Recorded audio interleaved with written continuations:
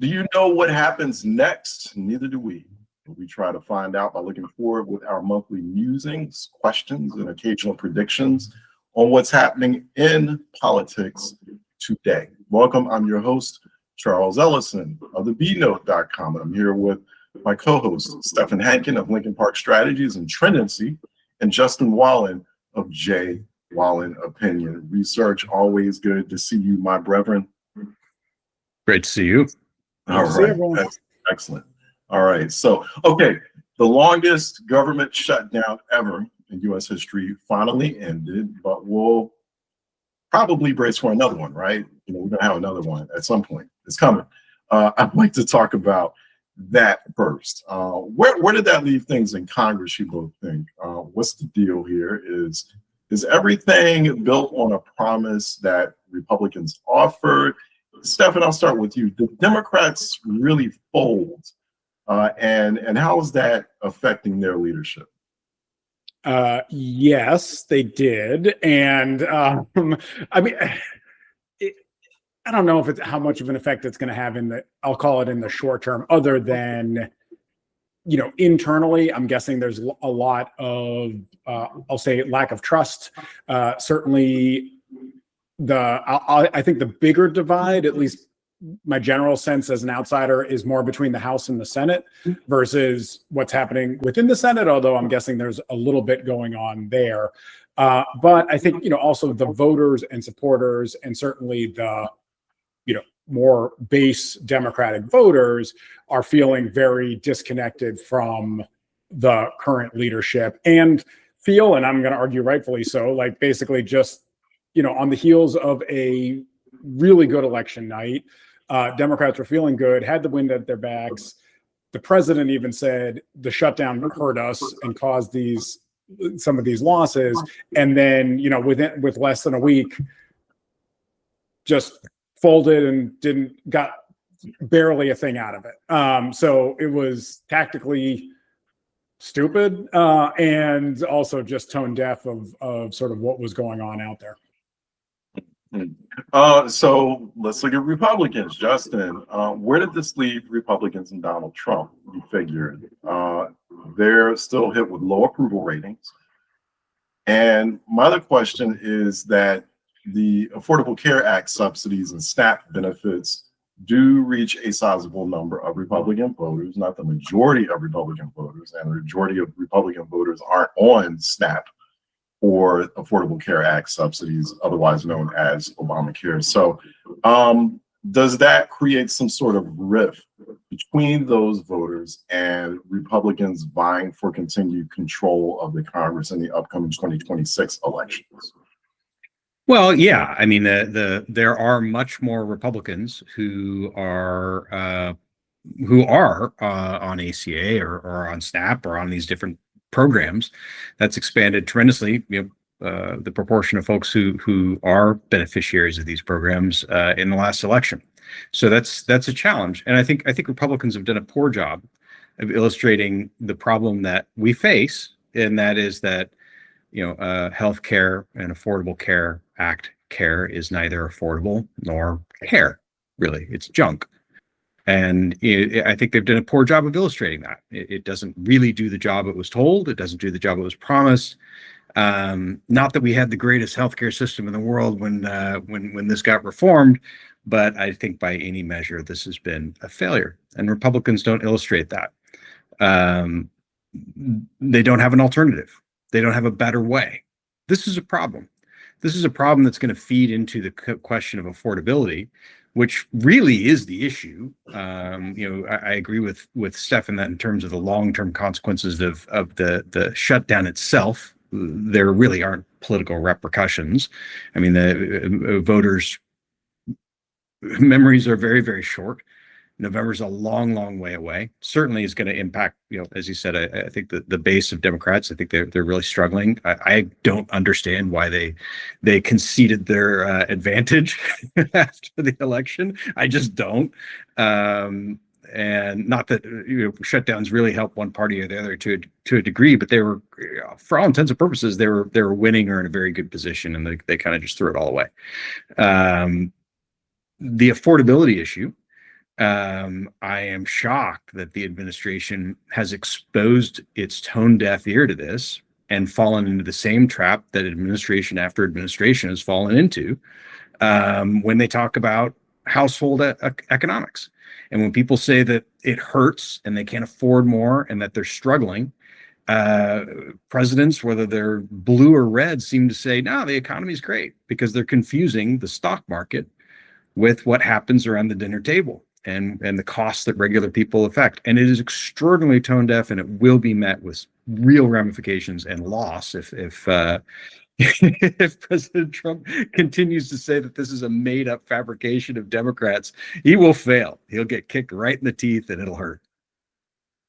So President Trump getting kicked in the teeth, as you say, okay, if that happens, going back to a earlier comment that you made just a few moments ago, Justin. I mean, could Trump? Are there signs that Trump could come up with his own sort of alternative to the Affordable Care Act? I mean, we're already seeing signs of that, right? With Trump RX, which mainly or primarily focuses on prescription drugs. Yeah, he's nibbling around the edges. I mean, they're good kind of. It's not that they're bad. They're good little steps, but they actually don't accomplish a tremendous amount for most Americans. And I think the challenge that he faces is these things are hard. Kind of like, ceasefire in Gaza was hard. Peace in Ukraine is hard. Affordability measures in the U.S. and quality of care, if you're talking about healthcare, is hard. It's really hard to do. So yeah, I get it. He's taken a couple swings at that. I don't think that has a meaningful impact to Americans in general. I really don't. I just don't think this is a victory lap time for him on healthcare. And real quick, Justin, I'll go back to you, Stefan. As far as Obamacare, how can you come up with an alternative when, I mean, Obamacare is popular. I mean, you have like 65% of Americans in a Kaiser Foundation poll liking Obamacare, liking the Affordable Care Act. Actually, favorable ratings for Obamacare have gone down, especially since 2020. So, why is it trash? Why is it junk when so many Americans like it? Can I answer that? Because Americans get, free stuff is a lot better, right? I mean, look, I've done the polling and people are generally happy with it. But look, when you have a $2,000 a month policy and you only pay $200 for it, or it's free, of course it's fine. But it's a skewed economy. And it was never sold that way. And there's this grand pretend by both Republicans and Democrats that it's working in some way and we can't touch it. It's becoming another one of these massive entitlements that Americans are burdened with, and we live in this world of basically a pyramid scheme that is unsustainable. We don't have the birth rates, we don't have the growth rates, we don't have the economic trajectory to continue with these sorts of things. And I'm sorry that the American people were sold a bill of goods, but they were. If it worked, it wouldn't need subsidies. And certainly not at that scale. Well, we don't need to turn this into like a healthcare policy discussion for the next hour and put everyone to sleep. But it's like you see where I'm headed, right? Yeah, right. I mean, this is like this is. To Justin's point, right? Like, this is not easy, or they would have figured out a while. But like, what we do know is, like, in the U.S., we're spending almost twice as much as any other European country and getting worse returns, right? So it's like the entire system is not good. I mean, I'm gonna not take the side that Obamacare was terrible. I'm gonna say it was solid improvements on a lot of things. Certainly not perfect. But then, like, look, Republicans have no plan because there is no plan, right? It's just, we hate this. But that doesn't fix anything. And, anyone who's trying to, I'll say, avoid any kind of like socialized or nationalized healthcare better start acting quickly, because pretty soon there's going to be no other real option to solve the problem. So, it's time for adults to step up, although based on what I've seen in DC over the last, it's not even the last year, it's been longer than that, but there is a dearth of adults hanging around looking to actually solve problems. Hey, Stefan, on that, stepping up, as far as Democrats are concerned. So there was an assumption that those string of Democratic wins, especially with, for example, Mayor Mondami in New York City, the Virginia gubernatorial, New Jersey gubernatorial wins, also ballot measures, statewide ballot measures in Maine and California. So a lot of confidence coming out of those elections, a hint or a signal that Democrats are ready heading into 2026 and even heading into 2028, taking on Donald Trump. That doesn't seem to be the actual reality, especially with Democrats folding as far as the government shutdown is concerned. I'm real curious, Stefan, what are you hearing in terms of who is the Democratic Party leader exactly? Marjorie Taylor Greene right now apparently seems to be one of the most effective spokespeople for the Democratic Party. No, I mean, this is a problem, right? Like, I mean, there certainly isn't like, oh, this is the leader or these are the leaders, right? And and we've talked about this before, right? Like, I mean, both parties they're different factions, they're different pieces of it, right? Like we're a coalition party that living under, we all have to live in this one box. So it's really hard to sort of, oh, this is the leader. And especially when you don't have the White House, it's a little tough. Now, I'll say all that being said, that just because the leadership or, some leaders in the Senate folded, right, does not mean that the voters have folded, right? And I'm not seeing anything in our data. Maybe, I don't know if Justin's seeing anything different, but like, if anything, Democratic voters are even more pissed, more engaged. And now that could create some surprises in the primaries for some of the, for some incumbents.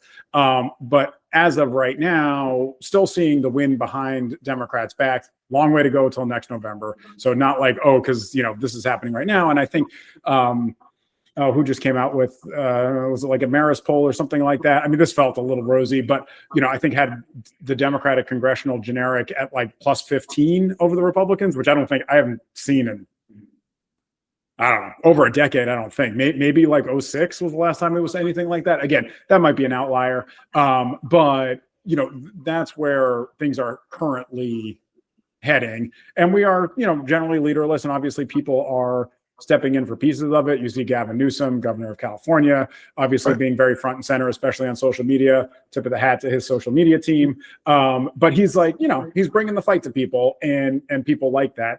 Not a guarantee he's going to be, that makes him the leader or the next nominee. But, he's there, and we'll sort of see how this all plays out. But it's not going to be Chuck Schumer. And, Hakeem Jeffries seems to be struggling to sort of get the mantle on the House side, although he's clearly trying his hardest to put that vision forward, but it's not quite sticking. Hey, I want to ask you both real quick here, as far as what was happening during the government shutdown, what's been happening with the string of legal blows, legal failures that the Trump administration has taken on as a result of many issues, especially as their decisions impact states. Then these latest victories for Democrats in major states like, once again, Virginia, New Jersey, and then California, seeing a lot of pushback from the states. I mean, is this all going to boil down to the states, the states really kind of putting President Trump in check? Going back to you, Stephan, and I want to go to Justin real quick. Is that where Democrats are going to find, some ability to maneuver through this very difficult situation that they find themselves in? They keep saying, he's an authoritarian president. Well, we're going to use the power of the states, which is really weird, considering where we were with the Civil War, right? Considering the history is kind of like flipping in terms of, the attitude of the states now compared to back then. But anyway, I'm wondering, are we going to see this, a big battle between the federal government and the states? Is this where Democrats Sure. Yeah, I mean, I don't know. I guess I could argue this one either way, right? I mean, I think in the short term, sure, because there is no, as we've been talking about, right? There's not exactly like a national leader, right? So governors are going to do different things. You're going to see pushback, coming from there. If Democrats do well in 2026 and win the White House in 2028, then I think that dynamic goes away very quickly, because now all of a sudden, you're in control of what's happening in Washington. So I don't see this as like, oh, this is a permanent trend or a movement towards all of a sudden Democrats are going to be the states' rights party or something like that. So, but it's a bit of a hodgepodge of different things going on, right? And it's not necessarily blue states, red states, and that, like, just yesterday, the day before, the federal court in Texas, or whatever region Texas is in, said, oh no, this redistricting is illegal, right? Just stopping the using the maps there. So, there's just a lot going on. And then obviously, a lot of what Trump, or most of what Trump is doing, is not through legislation. It's not through anything other than executive order and, their view on how the world should work. So it's very hard for the states to sort of stop tariffs and other things like that. They can't stop ICE from coming into their states, trying to get National Guard to, not come. But again, it's like there's a lot of these battles are tough for states to have, just based on our system of government. Yeah, what do you think, Justin? Just sort of this big battle between it. Okay, I don't want to call it a confederacy of democratic states, right? So a consortium of democratic states pushing back against Trump. And do we think that battle intent, or that war, that combat between those two particular sides, does that intensify? Well, I mean, I think I agree with Stefan that the tools that are at the disposal of states are somewhat limited, practically speaking. I would mention, I always have to laugh when people start talking about an authoritarian president. He's issuing a lot of executive orders. He's on track to outpace even Bill Clinton, who was like the king of executive orders. So kind of about half of where Clinton was over the course of 2 terms. I suspect he will outpace him. It is his prerogative.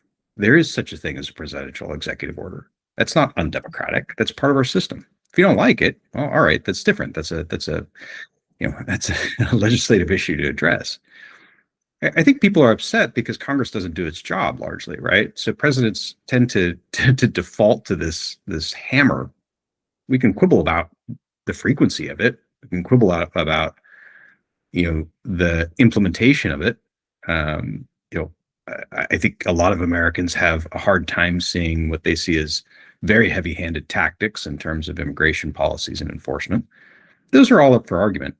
Authoritarianism, I mean, it's just not really a legitimate argument, right? I think Americans don't find it credible either. I talk to a lot of people, and they just don't have an appetite for the sort of breathless terms that are used here in D.C. They may not like someone that much personally, depending on who it is, whether that's a Republican or a Democrat. Oh my God, it's Nancy Pelosi, the evil Nancy Pelosi, or oh my God, the evil Donald Trump. Most Americans don't really view the world that way, right? I like some parts about that person. I dislike some parts about the person, but I really want to hear how they're going to change my day-to-day lives. And I'm kind of tired of all the rhetoric. They don't view it that way. And they tend to view the Republic as resilient, no matter how difficult things are. So that one term kind of gets to me a little bit, I have to say. I don't think it's reflective of our fellow Americans much. In terms of the tension between the states and the federal government, bravo. I mean, we live in a republic. If democratic states want to use that as their strength and their independence as states to offset what they see as actions by the executive branch, why not? What is the harm in that? Especially because, I mean, we've heard again and again and again Trump talk about, we'll return this power to the states, right? This is what we should do. This is a conservative mantra, return the power to the states. What Republican can really complain? They may not like it, but can they really complain about the actions of California and other blue states? Not really. I mean, they're doing simply what Republicans say they should do. States should behave independently. I mean, politicians, of course, don't follow the words they say as a general rule, but this is kind of transparent even for politicians, right?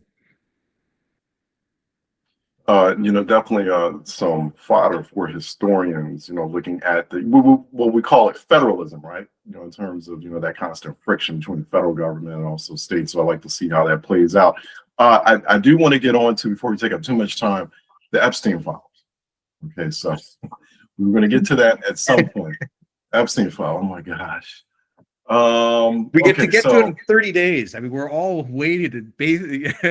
Oh my gosh, man, that's all we're talking about. It is the monster of conspiracy theories. And as of this recording, President Trump, after months of pushback, finally signed off on it. He had no choice. So here's the first question. Why is this so important? And this might seem like a simplistic question, but I've got to get your perspectives on it. Stefan, why are the Epstein Files so important? Because Trump made them important, right? Look, there are real victims in this whole situation. It is awful. There should be justice and vindication for the young women who were caught up in this ring.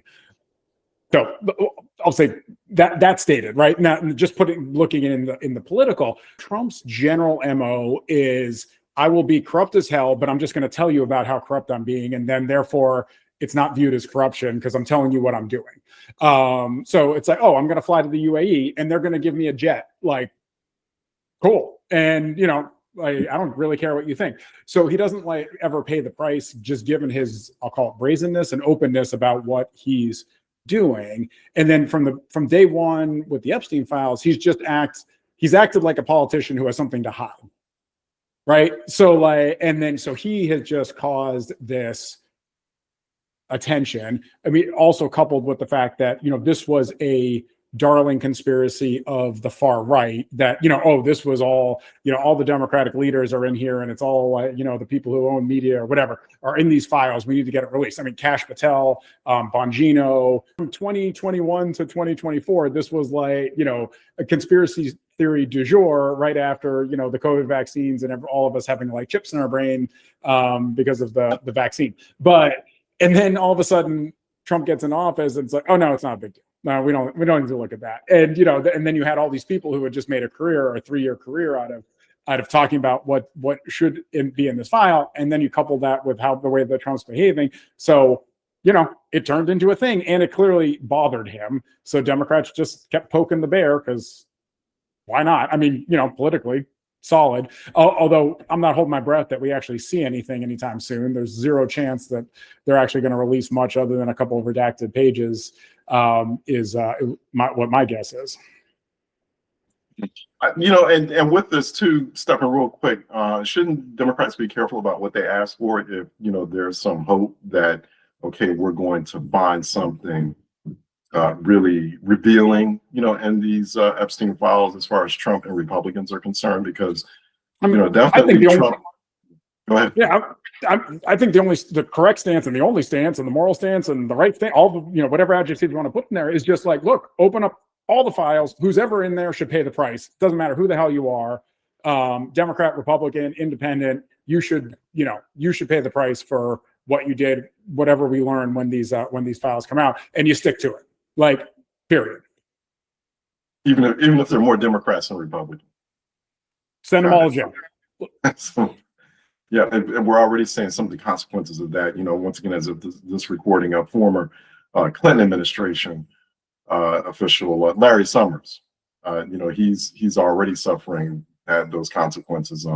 He's slowly resigning from all his various public positions. Your thoughts on this, Justin? As far as how much does this benefit Democrats? How much also does this hurt Republicans or hurt President Trump? That's sort of the expectation here. So I don't understand Trump's about face. It's true. It was his nest egg. It was everyone else that Stefan mentions nest egg over the past 4 years. And then he gets in office and inexplicably says, no, this is just a conspiracy. Even his nearest and dearest struggled with that, as we can see it's played out in the headlines. And I agree, this is not a difficult thing to do.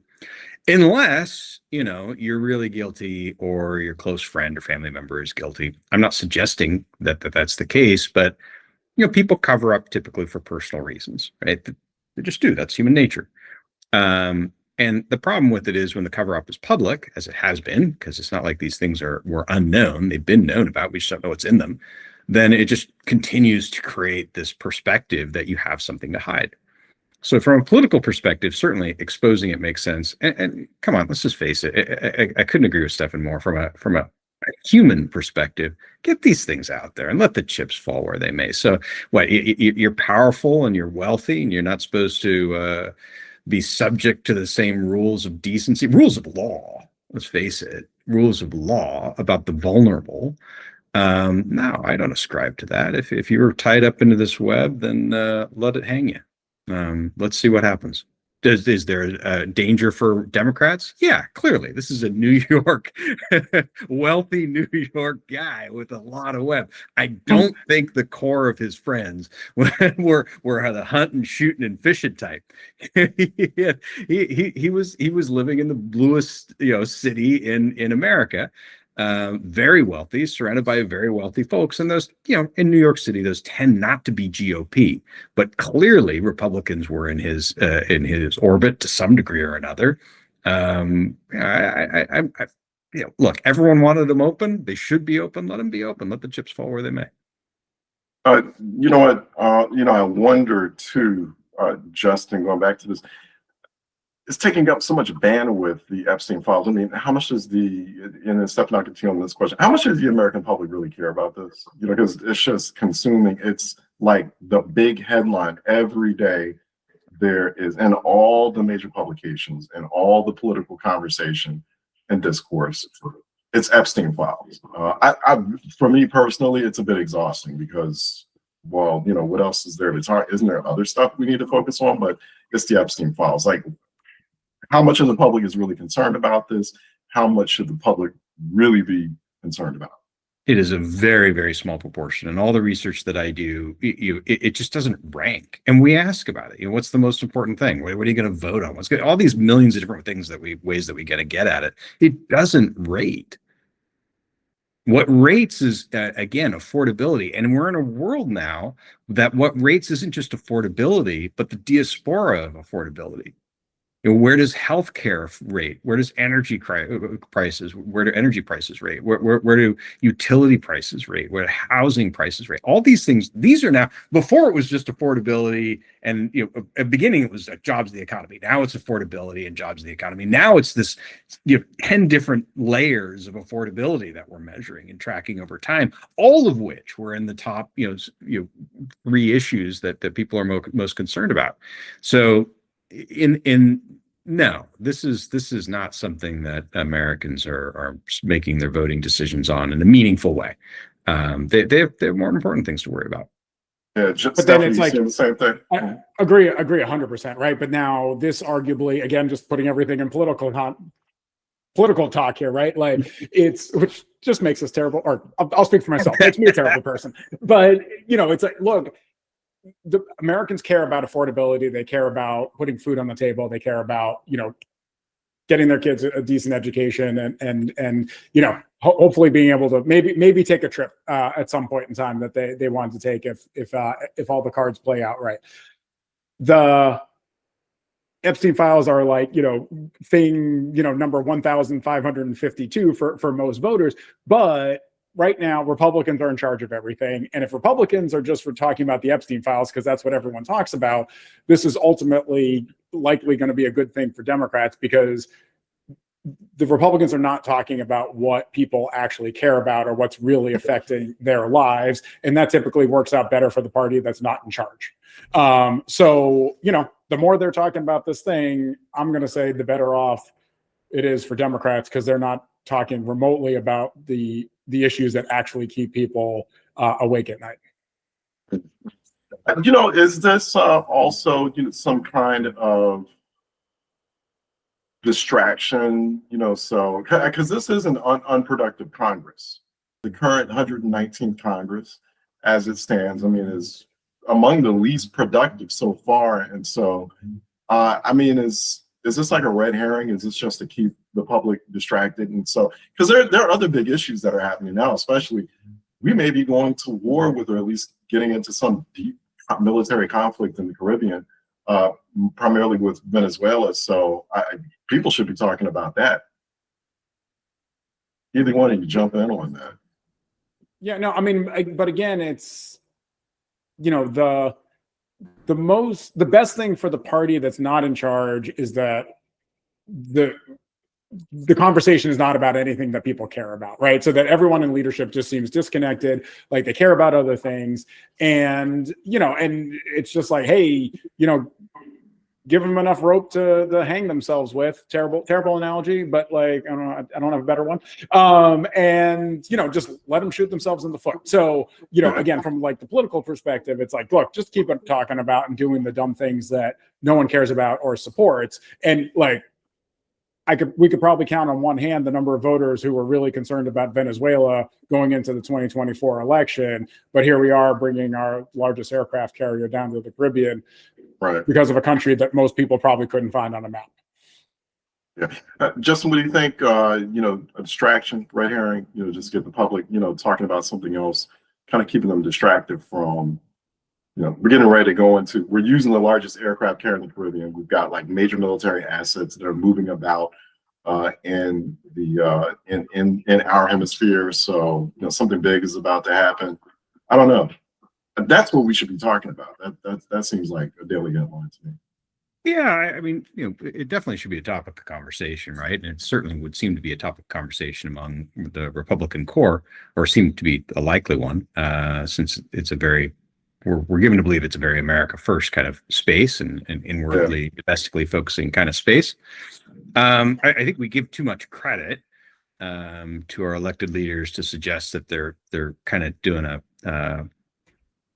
they're creating a diversion. I don't think that's within the realm of capability. The president is chasing the things that he finds interesting, and right now the things he finds interesting are on an international stage. Congress kind of did a mic drop at the end of one big beautiful bill and hasn't been heard from since. Right. So, there's more than enough news surrounding the executive branch to really keep anyone occupied. Oh, hey, real quick, I want to ask about this, and I want to move on to some other topics. Epstien Files, do we think that, okay, I like to think outside of the box a little bit. Do we feel like, especially when we see Republicans like Marjorie Taylor Greene, also Congressman Tom Massey, using this to, rebel against President Trump somewhat? I mean, do you figure like there are some Republicans out there, maybe quietly others, who are trying to, Justin, trying to quietly use this as a leveraging tool against the president? Maybe, feeling like, the president is having too much control over Congress. They're getting a bit irritated. So, okay, hey, we got the Epstein Files, okay, we dare you.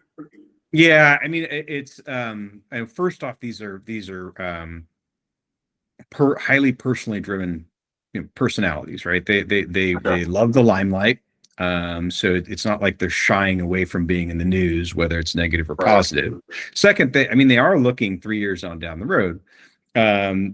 President Trump will not be president after 3 years, and he will still be influential. But then the question becomes, who's going to kind of play a leading role in the halls of power in Congress?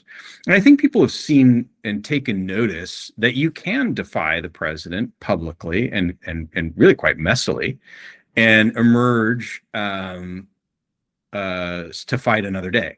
I don't think it's lost on anyone that Elon Musk was here over the past week. He may not have been seated at the right hand of the president, but there's some pretty nasty things said between the two of those when they had their little summertime breakup. And he's back. So it appears that you can defy the president. The president will retaliate. There's no question about that. But that there is a path back into the good graces should you choose to navigate that path. So I think the bottom line is I think the concern, especially if you're not facing your own re-election within the next 12 months of a lot of Republicans has been lowered. Watching that kind of landscape change from being, what was somebody who would hate you for the rest of time to, the truth. I mean, look, I mean, the people he appointed into this administration used to be people he railed on publicly, the worst people in the world, they're liars and et cetera, et cetera. Now they're part of the administration. So I don't think that's lost on any Republican candidate, and they're willing to go ahead and try and stake out their own space and then try and navigate back within the good graces as much as they can. Hey, Stefan, okay, moving on to another topic. Stefan, starting off with you.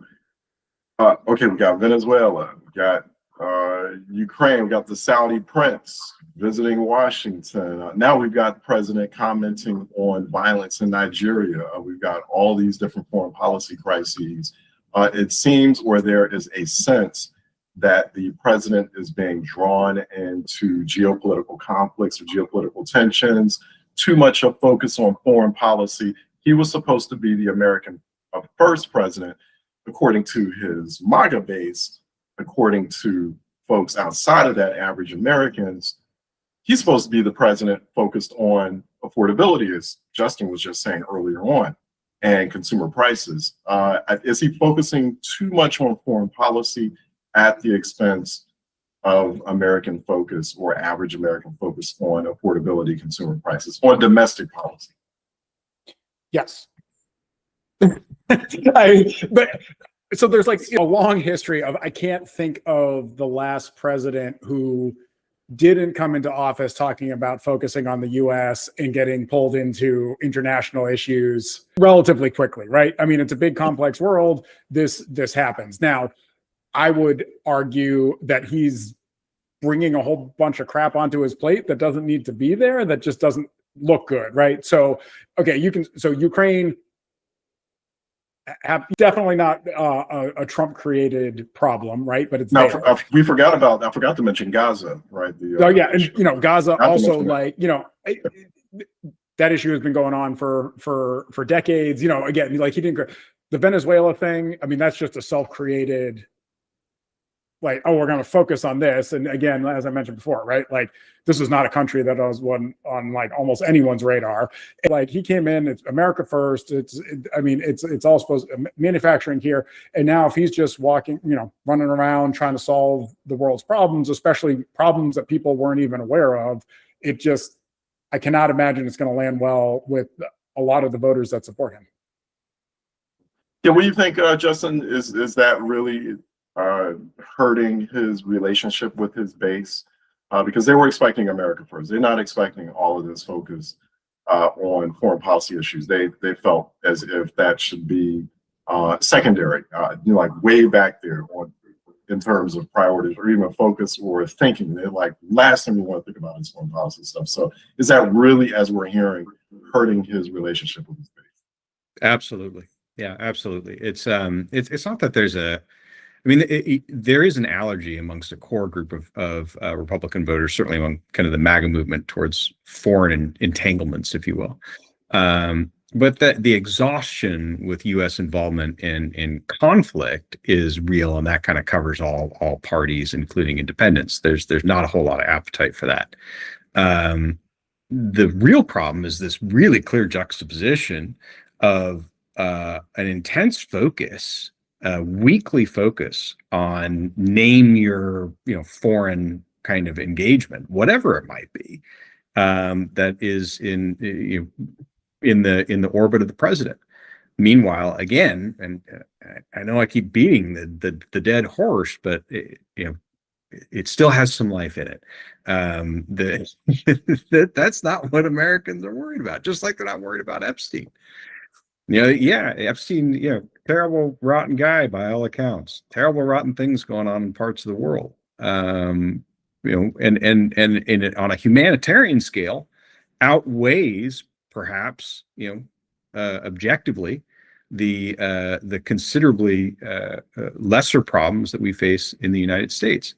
But those problems are painful, and people are making painful choices, and the sense of unfairness is building and building and building, and it's exacerbated by that perspective that attention is being focused elsewhere rather than here. And that is absolutely a real problem for the president. Okay, so push back here if either one of you feel feel the need to. Could this be, say what you will about Trump, but as far as the potential conflict with Venezuela, I mean, could this be a good move? It's not just about Venezuela, but it's about Chinese and Russia presence in the Caribbean right now. So the Chinese are engaged in all sorts of partnerships with the Caribbean countries, and also basing Chinese assets through ports with different Caribbean countries. That's been something that's been looked at for some time. The Russians having very close, shady relationships with different Caribbean nations. So there's this worry amongst security experts that you're having military assets kind of peppered around the Caribbean, and at some point they're going to be pointed at the United States. So maybe it's smart geopolitical strategy, smart foreign policy strategy on the part of Trump here. I mean, I'm just throwing that out there. I just have a problem with any kind of premise that includes the words "smart," "Trump," and "foreign policy" together in one sentence. But that's just I thought about that the other day. I'm like, well, maybe this is not such a bad idea, because I'm like, well, I don't know about a war with Venezuela, but a focus on the Caribbean, in addition to the violence, the drug, the drug-driven or drug cartel violence in the Caribbean. That is real. Because you had the Trinidad and Tobago Prime Minister say that, we have a lot of violence here as a result of drug gangs. We've been having it for some time. We would like a U.S. military presence to get this under control. Yeah, I mentioned this before. I don't think just the flat statement that what is done foreign policy wise has been stupid or ignorant or with poor outcome. I mean, I think the Trump administration, both 1 and 2, has achieved pretty remarkable things in the Arab Peninsula that weren't achieved by a lot of different presidents, blue and red alike. It's not heralded, but that is a reality of life. Republican presidents cannot expect to have their accomplishments really kind of rolled out the way we would expect them to see. That's life. You can't complain about that.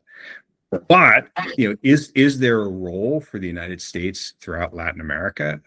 I think absolutely so. The reflexive comment is, and I think it's a very fair comment, that the United States has a very poor track record of manipulating, over foreign governments and people, especially in Latin America. We just have done a very bad job of that over the past 80 years. And if we haven't been the direct cause of severe pain, we've certainly haven't made it better in a lot of different nations. And we've created antipathy with a long memory. However, it turns out that the vast majority of people who are desperate to come to our shores are from Latin America. So clearly something is being done right. It would be nice if America could behave in such a way that we could be a bastion of leadership. Yeah, okay, I get it. That's pie-eyed, rose-tinted glasses sort of thing. But it would be nice if we could do something that actually affected change in a positive way, starting with in America's best interest. I think the challenge there is, in America's best interest may not always be for the people of another country's best interest, right? America being a democracy maker doesn't seem to have panned out terribly well for us. There are those who are a little bit more hard-hearted than I, who say that people, have the governments they deserve. There's something true to that. It's painful to hear, but it's true to that. People are responsible for their own destinies, and they can take up arms in their own way if they wish to. America isn't responsible to always come to the aid, and we do so kind of poorly, and the outcome is imperfect. But stemming this issue of drugs, which we are responsible for. The drugs are coming here. They're not going somewhere else. They're coming to America. So we're responsible for the demand. But let's face it, you're not going to mitigate demand. We're going to roll the old just don't do drugs mantra out anymore. No, too many Americans think they're too much fun. So do too many Europeans, by the way. A lot of people think they're a whole lot of fun, and we're not going to change that. We can engage in a kinetic and diplomatic fashion with those who create them and transport them. That's an ugly, complex business. But so's life right now. I mean, look at Mexico. I mean, we talk about the massacres in Syria, these hundreds of thousands of people who've been murdered. Oh, it's child's play to what's gone on in Mexico. Child's play. How many candidates for mayor and governor this year have been murdered by the cartels? How many regular people just have been picked up and disappeared? Disappearance in Mexico is a way of life. You cannot meet a family who haven't had at least one member been disappeared, which means murdered. And this is now throughout Latin America. The Honduras is dealing with this now. Ecuador is dealing with this. They're all dealing with this. So is it something that the American people and the American government should feel a responsibility for and try and address? Absolutely. There's no clear answer, though. I certainly wonder whether regime change is appropriate in Venezuela. It doesn't work really well for us, but engagement, absolutely.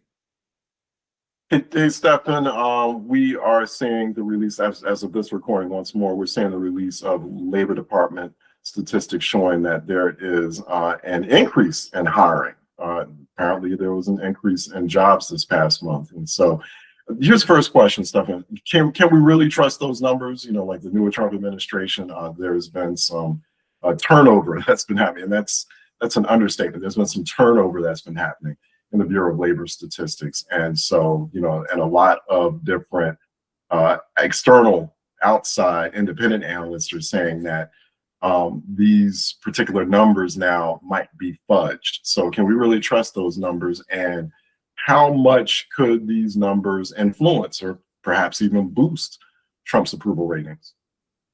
I mean, I think, like, in the broad sense, right? Like, I'm certainly not people cook the books to make the president look good, right?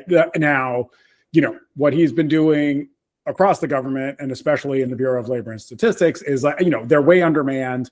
They put a bit of a stooge at the top, fired a, you know, by all accounts, just a great federal employee who was doing an excellent job, just because Trump didn't like one of the numbers that came out there. So I don't view this as like, oh, they're cooking the books, unless, you know, I mean, like, look, their staff is way down, but if they are actually cooking the books within the next 72 hours, there's no way that they're covering it up, right? Like the person in charge now can't just write a number on a piece of paper and call it good. So if we don't hear outcry from people inside the building in the next few days, we can, I think, rule out the cooking the books piece of it, right? I think, you know, now, and Justin and I deal with this, you know, directly in much smaller scale than what they're dealing with, right? But it's look, if you have a lack of continuity in the data collection, again, it's not like, oh, someone's making things up, but then things can get a little squirrely, a little weird, right? So if they had, you know, if we lost time during the government shutdown where the data wasn't being collected in the same way or at the same rate or at all, you know, it would not be surprising if you saw the numbers being quote unquote off, right? And then, you know, we'll have to see if there's a correction on it later and things like that. But in the broad sense, like, look, I'm never a fan of rooting against the economy. And we want jobs to be created. We want people working.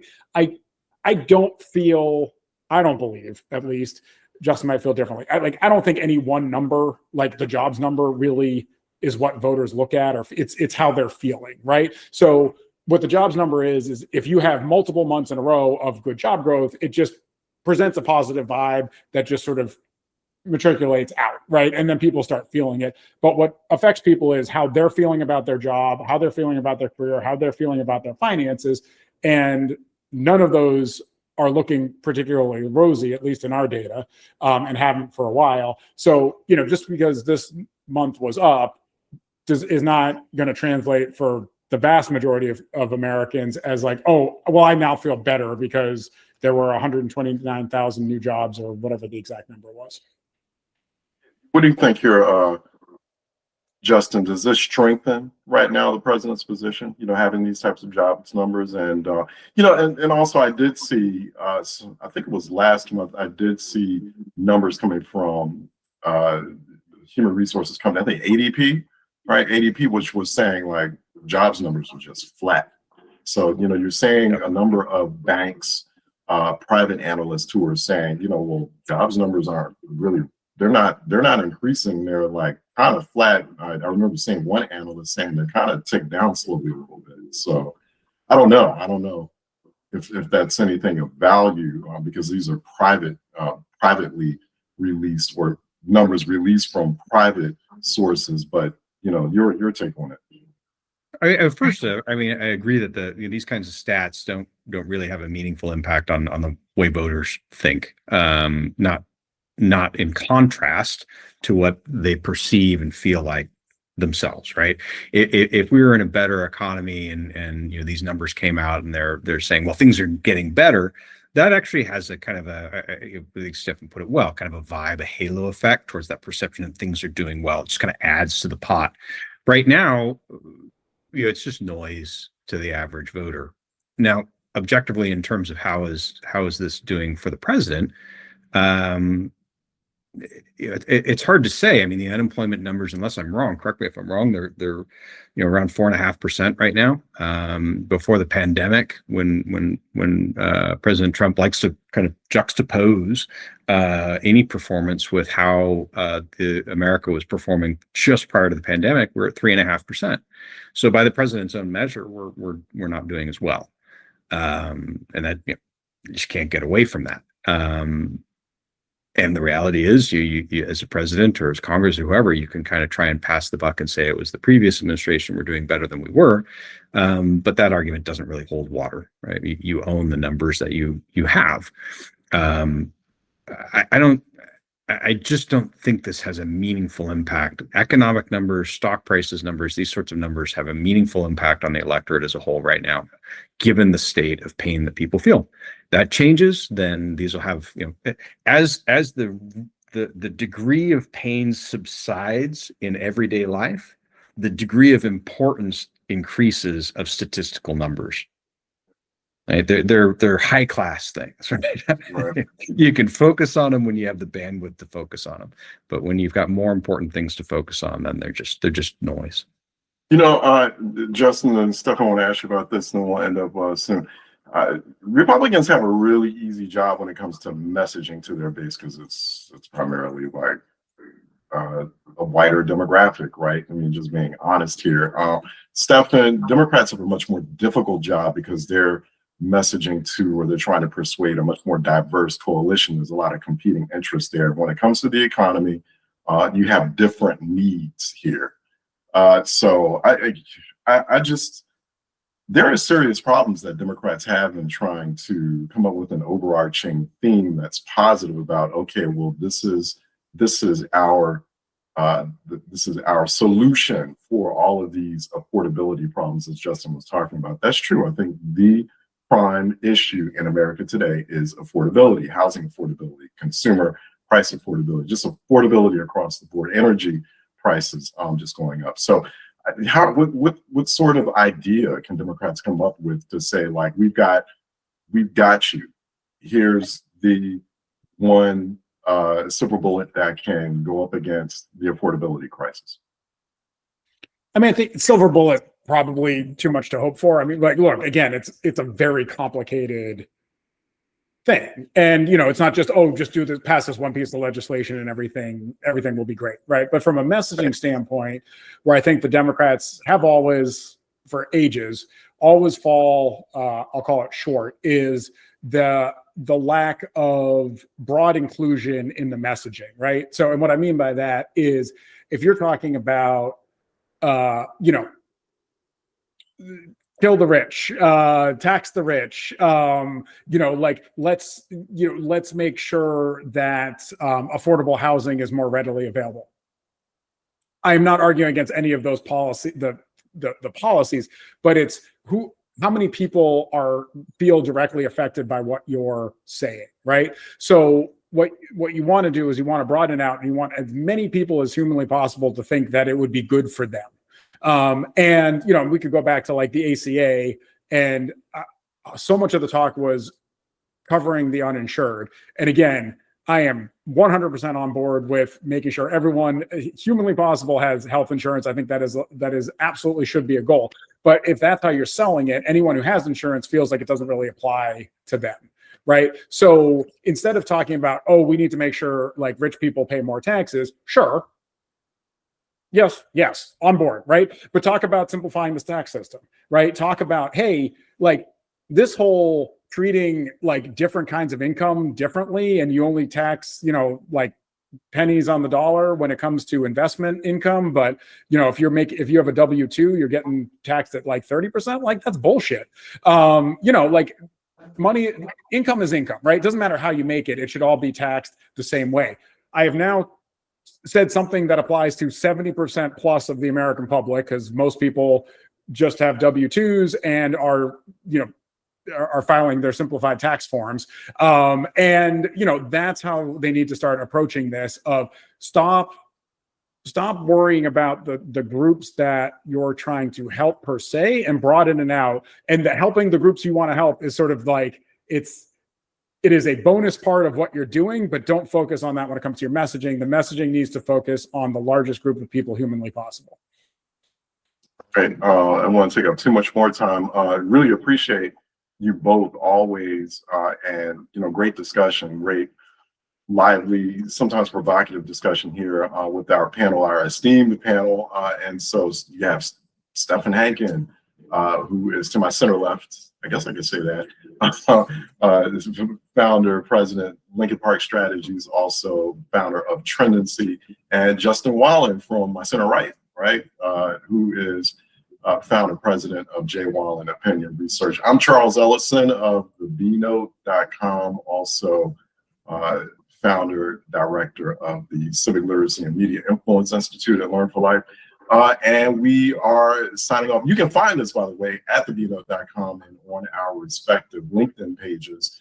We do appreciate you watching, and we will see you next time.